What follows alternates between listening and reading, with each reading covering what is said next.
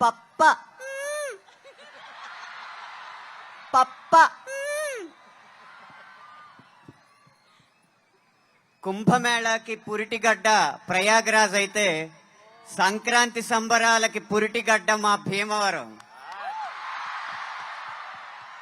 కానీ అలాంటి కుంభమేళాన్ని సంక్రాంతిని ఒక్కటి చేసింది ఎస్ఆర్కేఆర్కే ప్రాంగణం. మా సంక్రాంతికి వస్తున్నాం విజయోత్సవంతో. ఆ విజయోత్సవంలో పాల్గొన్న మిరపకాయల్లాంటి భీమవరం యువజనులకి, మెరుపు తీగల్లాంటి భీమవరం యువతీమణులకి, భీమవరం పురజనులకి మీరు అందిస్తున్న కరతాళ ధ్వనులకి మనస్ఫూర్తిగా నమస్కరిస్తున్నాను. మీకు సంక్రాంతికి వస్తున్నామంటే బుల్లిరాజు ఎత్తుపొడుపులు, భాగ్యం మూతి ముడుపులు, చిన్నరాజు సరదాలు సరసాలు, మీనాక్షి అందచందాలు. ఇదేంటయ్యా బాబు మీరే పొగిడినట్టు ఫీల్ అవుతున్నారు. ఇవే కాకుండా 97% మిమ్మల్ని కడుపుబ్బా నవ్వించిన సంక్రాంతికి వస్తున్నామనే సినిమా 3% మాత్రం మీ కంట తడిపెట్టించింది.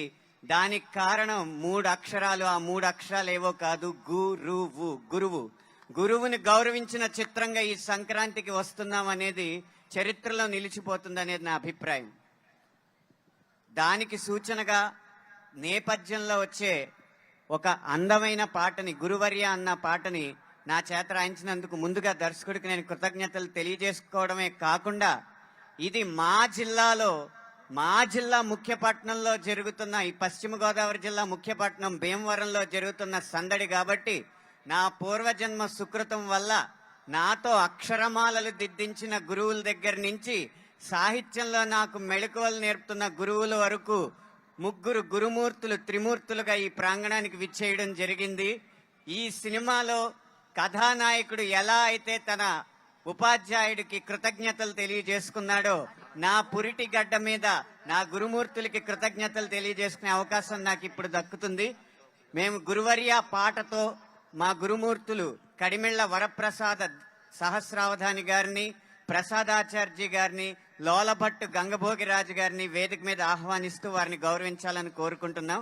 వారిని వేదిక మీదకి తీసుకురావాల్సిందిగా మా తల్లిదండ్రులు ఉమారాణి, సివివి సత్యనారాయణమూర్తి గారిని, అలాగే వారి కుటుంబ సభ్యుల్ని, గురువుల కుటుంబ సభ్యుల్ని మనస్ఫూర్తిగా కోరుతున్నాం.